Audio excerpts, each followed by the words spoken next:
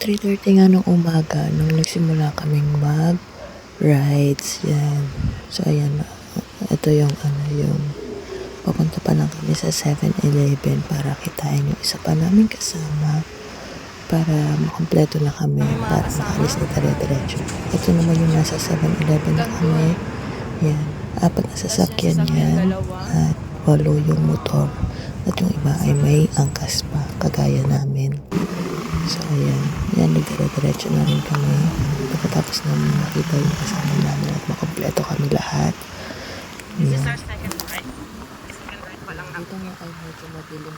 Kasi madilim pa talaga. Kasi 3:30 pa lang. Mas kami. Nasa sisas na kami. Madilim pa lang.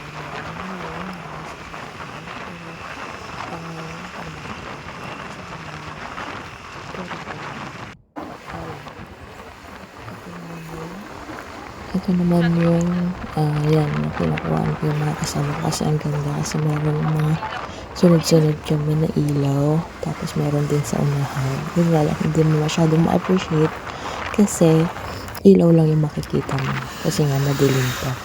So yan, dito medyo malayo-layo na kami kasi parang Taytay na ata to. Yan, papunta na kami yung Taytay na to. Kaya Taytay or Tanay. Kasi parang ganun. Kasi medyo marami ng sasakyan talaga at may mga truck na nakakasabay. Bali, ito nga ay pangalawang rides pa lang namin ni Daddy no, dito kay Blue. At saka yung meron kami talagang mga kasama na nakamotor. So, pangalawa pa lang talaga to kasi hindi naman talaga kami laging magkatugma yung schedule namin kaya hindi kami laging nag-rides. So ayan, ito medyo umaga na. So ayan, nasa Pililla na kami. And yun, nasa motor pa rin kami, nagdadrive pa rin si Daddy. So dito, malapit-lapit na natin makita yung mga windmills pero maliliit pa lang siya. O, diba? Parang tumutubo lang yung windmills. Maliliit pa lang siya dito sa mga sa mga videos na to.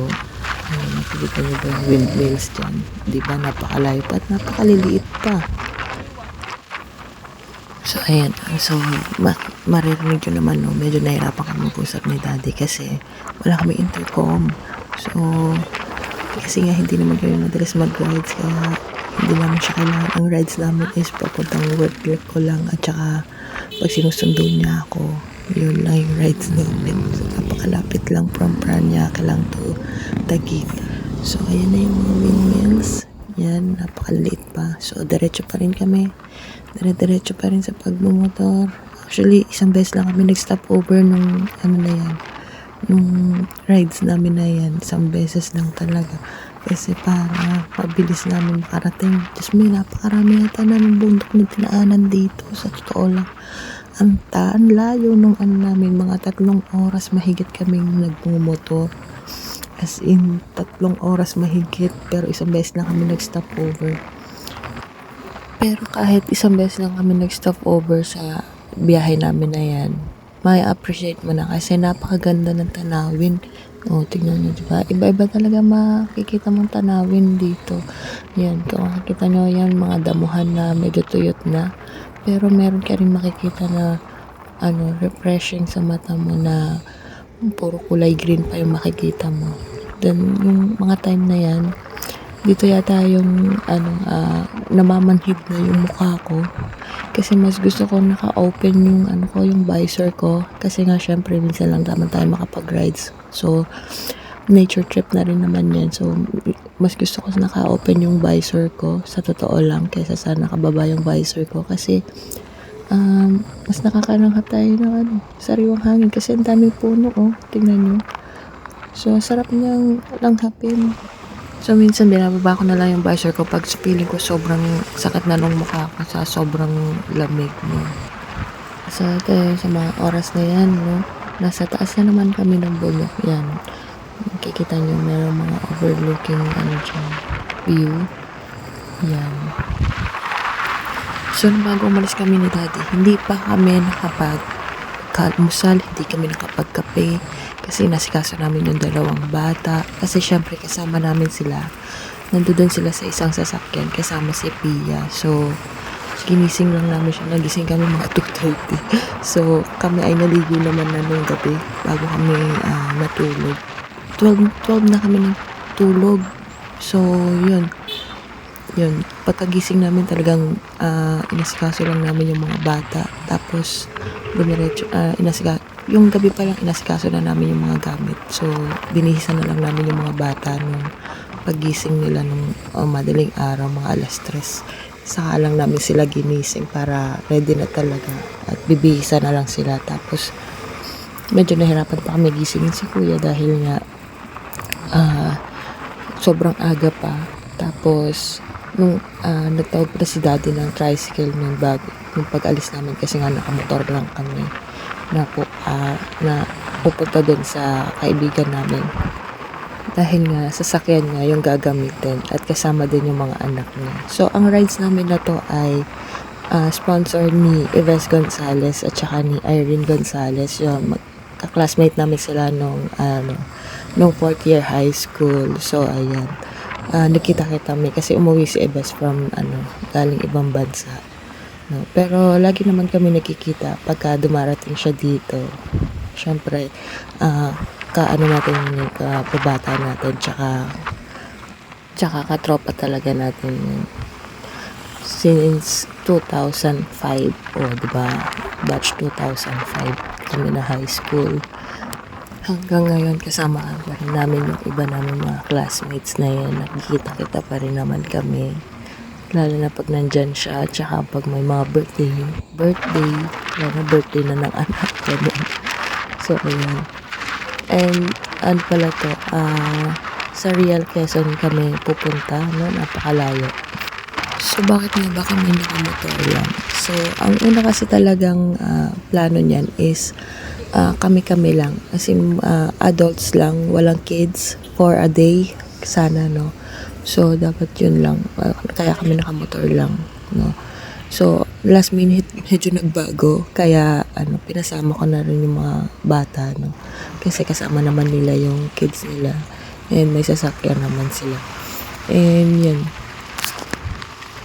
So, itong part na to ay Sinaloan na ata to. Sinaloan, Laguna. So, ayan. Palayan na yung mga makikita nyo. Medyo makikita nyo dyan. Bago tayo akit ulit ng another bundok. So, ayan, napakarami talaga namin inakit na bundok dito. At sobrang sakit na ng puwet ko kasi nga hindi naman tayo sanay na malayo ang rides na naman kamotor. So, ayan, start na naman ang pag-akyat ng another bundok.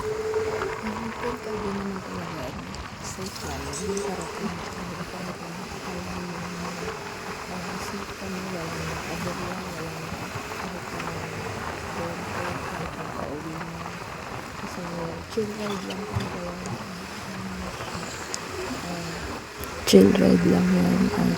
Thankful din naman ako kay daddy kasi nakikinig siya sa akin pagka medyo alam yan na ako kasi konting pindot ko lang dyan sa kanya sa likod. Medyo nag slow down siya ng konti. Kasi pagka sinasabihan ko siya na huwag masyadong mabilis o huwag magbabanking kasi na hindi din ako sanay. So, ayan. Ang mga angkas din kasi is mga misis din. Kaya hindi ganun kabilis yung mga patakbo namin dyan. So, takbong chill lang yun sa totoo lang. Tapos, hindi namin kasama yung nag-overtake na yan. So, ayan, kung makikita nyo, puro bundok na at saka kulay green na talaga siya. Ang saya, diba? Mga bundok na dito talaga mas malamig pa dito kaysa dun sa kanina. So, pagpasensya na nyo na yung boses ko kasi sinisipan po talaga ako. Voice over nitong video natin. First time pa lang namin sila kasama nung na mag-rides. And, syempre, second ride pa lang naman namin to. So, first time namin sila kasama mag-rides. So, ayan. Yung dyan sa bandang gilid na yan is may tubig na. Kaya napapasaya na ako kasi may nakita na akong tubig. So, yan. Dito pala kami sa may Paninap, Camp 1. Talaga dapat nung una talaga, Paninap Camp 2. Tapos may Camp 3 pa. Pero dito kami napunta sa Camp 1. So, ayan. Dito kami sa Paninap, Camp 1. So, ano to dagat. Dagat lang siya guys. So, wala tong swimming pool as in dagat lang talaga. So, ito medyo papasok lang siya ng konti dito sa looban. Pero yung dagat nila ay nagsasalubong yung ilog at saka yung dagat. So, yan. Paghampas ng alon sa'yo, may malamig. Tapos minsan may mainit. So, ayan yung dagat. So, ito yung cottage namin. Harap lang talaga siya ng dagat. So, low tide pa yan. Low tide pa. So, ayan, see? Yan yung hampas ng alon. Ang ganda. Tapos, dito sa bandang kaliwa, dyan yung malapit yung ilog. So, minsan may malamig, may mainit, mahampas ng alon. Tapos, ang dami niyang alon, ang dami niyang waves. So, akala ko hindi may enjoy to ni Sean Paul kasi syempre dagat, may waves. Alam niyo ba? Siya pa talaga yung pinaka nag-enjoy sa aming 5. Kasi nakabihis na kaming 4. Siya naliligo pa dyan. Si Shasen at saka si Pia nandyan sa may gitna. You know? Tsaka si Sean Paul, yan, yung nakatuwad na yan. Na kumukuha ng tubig dyan sa, para daw dun sa kanyang buhangin. So, ayan, nag-enjoy naman si Shasen dyan. Naneg-neg naman siya ng konti. Masaya lang ng bata. O, tingnan mo, pangiti-ngiti lang, takbo-takbo. Sarap maging bata ulit talaga naman, Ayan, nagbihis na rin ako yung mga oras na yan para makapag-ligo. So, habang hindi pa ganun katindi yung init, makaligo na tayo. Dahil, napakainit mamaya niyan, no? So, ayan si Jack Gamba yung pangalan niya. Wow, swimming! Yan, nagsuswimming dyan sa buhangin. May konting tubig. Anak yan ni Mark. Din namin. Kabatch din namin. At si Kuya Sean yung sumasalok ng tubig dyan para magkaroon ng tubig yung buhangin. Yung swimming pool nila na yan na buhangin na may konting tubig. Habang nagpapahinga nga kami kanina sa cottage namin at nandoon si Ibes at si Irene, bigla nilang sinabi na masusundan na si Shanshan. Actually, dalawa yung anak nila. Si Shanshan at saka si Shanshan. Isang 12 at saka isang 11, I think, no? Si Shanshan ay 11. Ngayon ay masusundan na. Sabi ni Ibe sa amin, si Ayati ay daw ay pregnant. 3 weeks ng pregnant. So, nagulat din kami kasi akala namin, nag-joke lang siya. Pero nung kinonfirm ni Ate Ay na totoo nga, it's asaya namin kasi ang tagal na sundan ni Shanshan. So akala nga namin ay hindi na sila magkakaroon, hindi na nila susundan, pero nasundan pa rin talaga naman. Congrats Ate Ay and Ibes. You get your shovel! Get your shovel!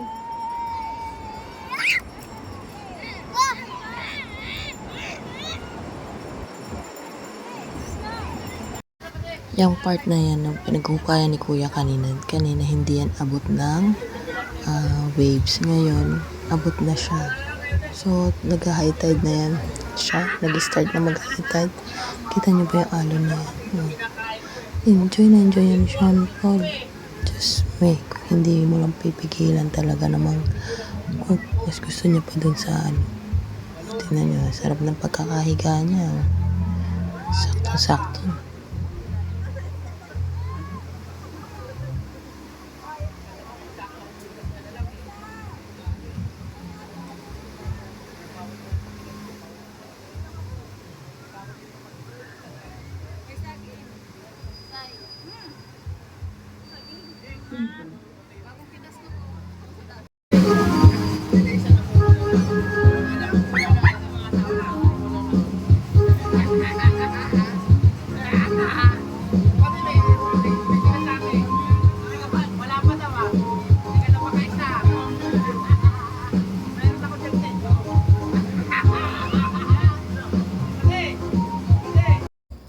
Ayan si Kuya Sean Paul. As you can see, nandiyan dyan siya sa gitna na yan.